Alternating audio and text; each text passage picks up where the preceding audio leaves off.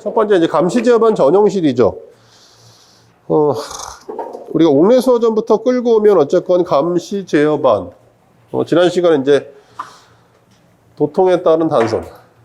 참 오랜만에 저 쿵쾅을 듣네요. 내심 반갑습니다. 제가 저 소리를 들을 때마다. 품바가 오셔가지고. 그래서 이제 얘는 우리가 특히 이제 보셔야 될 게 뭐죠? 감시 제어반의 기능입니다. 기능. 약간 사실 이제 약간 이제 점검의 행위가 들어갔지만 결국은 이제 출발점은 감시 제어반의 기능부터 출발한다라고 보시면 될 것 같고요. 그리고 이제 감시 제어반의 이제 전용실 안에 설치가 강제 규정되어 있죠. 특히 이제 감시 제어반이다라고 하는 것은 이제 방화구획되어 있는 거고, 방화구획이다라고 하는 것은 크게 이제 설비로 따지면 뭐죠? 비상전원 설치 장소, 그리고 이제 감시 제어반 전용실, 또 뭐죠?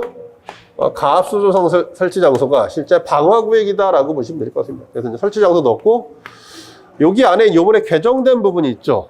그죠? 무통과 관련된 개정된 부분이 있습니다. 큰 티는 안 납니다. 그러니까 기존에 같은 경우 접속 단자가 있는데 접속 단자를 지웠죠. 그러니까 지금은 이제 예전 같은 경우는 이제 이렇게 해서 우리가 접속 단자에 뭐죠? 무전기를 꽂습니다. 꽂아가지고 이제 무전기를 통한 전파 신호를 어디에? 전선에 이제 집어넣는 거고요. 그게 이제 크게 누설 동축 케이블의 슬롯을 통해서 새어 나가던가, 또는 이제 뭐죠? 같은 방식에서 동축 케이블에 따른 안테나 방식으로 새어 나가던가, 이런 형태인데, 이 접속 케이블이다라고 하는 게 대단히 불편하거든요. 그래서 이제 얘를 없애고 여기다 뭘 설치한다? 5개 안테나를 설치합니다. 그러니까 5개 안테나를 무전기를 통해서 이제 강제로 집어넣는 거죠. 물론 이제 강제로 들어가냐? 들어가지 않습니다. 그래서 뭐를 설치하죠? 얘를 집어넣을 수 있는 무선 이동 중계기,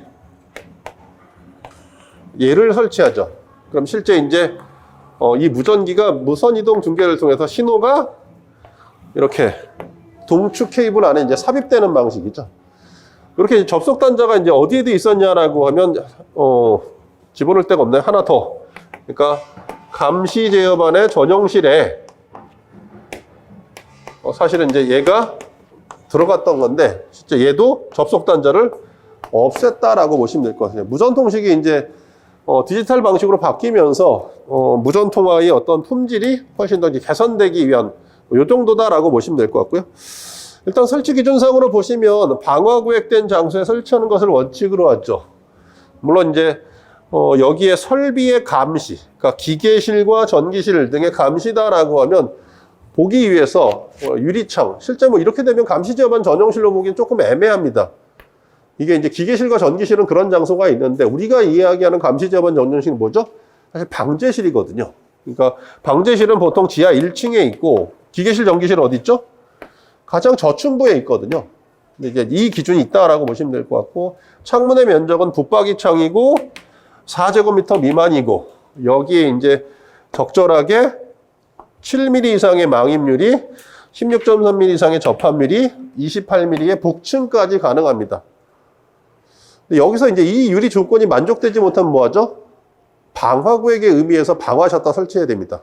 그죠? 이제 실제 이제 요것 말고도 그 공간 자체가 방화구획이 되어야 합니다. 그래서 이제 기억을 좀 해주시면 될 것 같고요.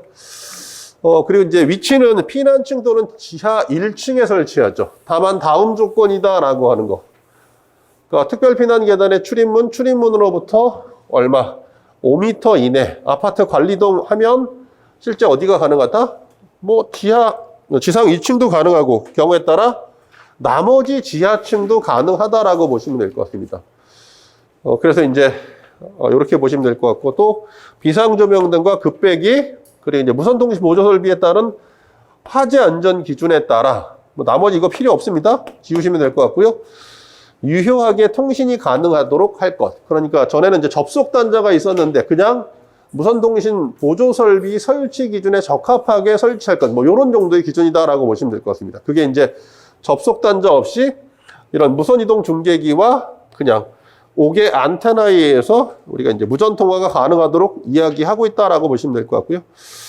감시 제어반의 설치에 필요한 면적 외에 또 조작에 필요한 최소 인원이죠. 이런 것들이 왜 그러냐라고 하면 소방대원이 현장에 대응단도 들어가지만 또 지휘부가 바로 감시제어반에서 통제를 하죠. 보통 이제 감시제어반에 뭐가 많죠?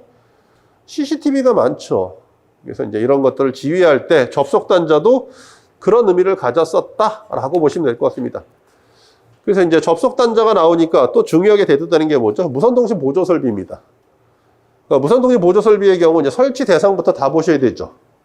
이게 이제 그냥 무선통신 보조설비가 아니라 사실은요, 그저께 이제 쿠팡에서 화재가 났듯이 사실 이제 저희가 일반적인 소방시설의 구분이 어떻게 되죠? 관계인이 사용하는 설비와 소방대가 사용하는 설비가 나눠지죠. 이게 뭐 소화설비가 됐건 경보설비가 됐건 피난설비가 됐건 이렇게 나눠지고요. 소방대가 사용하는 설비는 소화용수설비와 기타 소화활동설비입니다. 그러니까 이게 포지션이 관계인 소방업자다라고 하면 어느 쪽? 이쪽으로 약간 기울어 있고요. 소방공무원은 어느 쪽으로 기울어 있죠? 그분들은 이쪽으로 기울어져 있는 게 맞다라고 보시면 될 것 같습니다. 그래서 이제 개정이 되면 이런 것들은 좀 더 신경을 써서 보셔야 되는 거죠. 그러니까 그분들 입장에서는 내가 만약에 출제위원을 들어가면, 그죠? 관계인이 쓰는 설비를 염두에 둘까요? 아니면 소활동 설비를 염두에 둘까요? 당연히 소활동 설비를 염두에 둡니다. 그래서 이제 이런 것들이 개정이나 기준이 있고, 최근 들어 트렌드가 뭐죠? 트렌드는 이 별표 5죠. 설치 대상입니다. 그죠? 그러면 이제 소활동 설비는 당연히 봐주셔야 될 것 중에 한 가지 이렇게 되는 거고요. 지하층을 기준으로 해서 보통 이제 무전 통화가 가능하도록 케이블을 까는 거죠. 그래서 지하가 터널 제외하고 연면적 1000 이상이고요. 지하층의 합계 면적이 3000이거나 세개층 이상으로서 1000 이상이거나 또는 터널의 길이가 500 이상 또는 공동구. 공동구는 없습니다. 그러니까 규모라고 볼 수 있나요? 그러니까 원래 기존에 있었던 이제 우리가 지하구의 경우 뭐죠? 규격 조건이죠, 거의. 1.8, 2m, 50m였지만 이것도 그죠? 전력구와 통신구면 기존에 있었던 500m라고 하는 거 지워버린 거랑 마찬가지로 공동구는 어디? 국토의 계획 및 이용에 관한 법률에서 지정을 하면 그냥 공동구입니다. 규모를 따지지 않는다라고 보시면 될 것 같고요.